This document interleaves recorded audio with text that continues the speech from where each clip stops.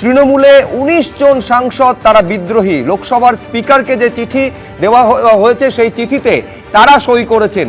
বিদ্রোহী ১৯ জন সাংসদ, তৃণমূলের বিদ্রোহী ১৯ জন সাংসদের মধ্যে কাকলি ঘোষ দস্তিদার যেমন রয়েছেন, আগেই জানিয়েছিলেন তিনি চিফ হুইপ, জগদীশ চন্দ্র বর্মা বাসুনিয়ার নাম রয়েছে, খলিলুর রহমানের নাম রয়েছে। কারা কারা রয়েছেন এই তালিকায় জানবো, কথা বলবো। কৃষ্ণেন্দু অধিকারী আমাদের প্রতিনিধি রয়েছেন সরাসরি। কৃষ্ণেন্দু,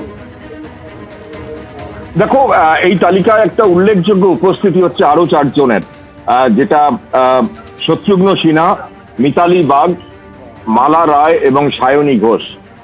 তুমি জানো যে মালা রায় দক্ষিণ কলকাতার সাংসদ। মমতা বন্দ্যোপাধ্যায় যখন একলা সাংসদ ছিলেন দক্ষিণ কলকাতারই, সেই দক্ষিণ কলকাতার সাংসদ মালা রায়ও, যেটা সূত্র মারফত জানতে পারছি আমাদের তৃণমূলের বিদ্রোহী ব্লক সূত্রে, যে সেই মালা রায়ও কিন্তু এই চিঠিতে সই করেছেন।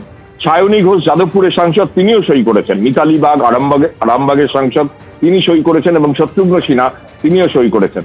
কাকলি ঘোষ দস্তিদার এই ব্লকের চিফ হুইপ, এটা আগেই প্রকাশ্যে এসছে এবং যে ছবি প্রকাশ্যে এসছে তাতে কাকলি ঘোষ দস্তিদার কিংবা শতাব্দী রায়, জগদীশ বসুনিয়া বা খলিলুর রহমান, ইউসুফ পাঠান, আবু তাহের খান, পার্থ ভৌমিক, এরা তো ছিলেনই। বাপি হালদার মথুরাপুরের সাংসদ, অভিষেক বন্দ্যোপাধ্যায়ের ঘনিষ্ঠ সাংসদ, সায়নী ঘোষ তো আছেনই। এরাও কিন্তু এই নতুন ব্লকে যোগ দিয়েছেন এবং তারা সই করেছেন। যে স্পিকারের কাছে চিঠি গেছে তাতেও তারা সই করেছেন, এমনটাই সূত্র মারফত জানা যাচ্ছে। অর্থাৎ যে ব্লক তৈরি হয়েছে, তৃণমূলের সাংসদরা তৈরি করেছেন এনডিএ সহযোগী হিসেবে কাজ করার জন্য, সেই ব্লকে সদস্যের সংখ্যা ক্রমশ বাড়ছে এবং এই তালিকা কোথায় যাবে এখন সেটা নিয়ে জল্পনা তৈরি হয়েছে। ধন্যবাদ কৃষ্ণেন্দু।